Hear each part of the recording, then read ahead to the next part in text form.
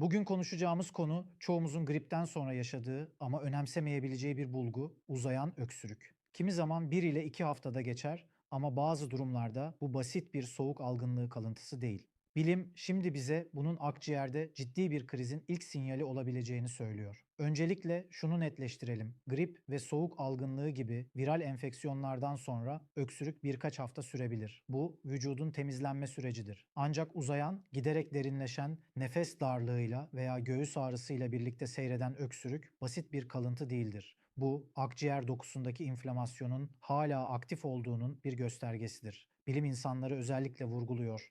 Öksürüğün 3 ile 4 haftadan fazla sürmesi, kronikleşmesi veya derinleşmesi akciğer fonksiyonlarında ciddi bir bozulmanın işareti olabilir. Bu, bronşit gibi üst solunum yolu inflamasyonundan öte, daha derin alt solunum yolu ve akciğer dokusunu etkileyen süreçler olabileceğini düşündürür. Peki bu ciddi süreç ne demek? Birkaç olasılık vardır.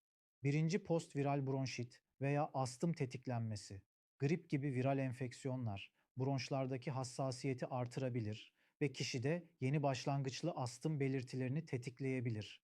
Bu durumda öksürük sadece balgam çıkarma değil, bronş kaslarının anormal şekilde daralması ile ilişkilidir. İkinci akciğer enfeksiyonunun devam etmesi, eğik çizgi sekonder bakteriyel enfeksiyon, viral enfeksiyon zemininde bakteriler yerleşebilir ve bu da pnömoni, zatürre riskini artırır. Bu durumda öksürük giderek şiddetlenir, balgam rengi değişir, ateş tekrarlayabilir. Üçüncü, inflamasyon sonrası akciğer dokusunda hasar, viral saldırı sonrası dokunun iyileşmesi uzadığında yara dokusu oluşabilir. Bu da solunum kapasitesini bozar ve kronik öksürüğe neden olur.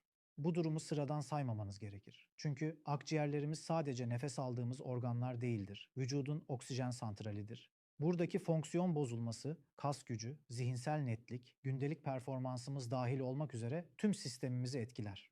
Sık görülen bir yanılgı var. Biraz öksürük olur, geçer. Oysa bilim diyor ki 3 haftadan uzun süren nefes darlığı, göğüs ağrısı, balgamlı öksürük ile seyreden durumlar mutlaka değerlendirilmelidir. Şimdi çok net söyleyeyim. Eğer öksürüğünüz 3 haftadan uzun sürüyorsa, nefes darlığı eşlik ediyorsa, balgam artmış veya renk değişmişse, göğüs ağrısı varsa, ateş tekrarlıyorsa bunlar basit kalıntı değil, alarm sinyalleridir.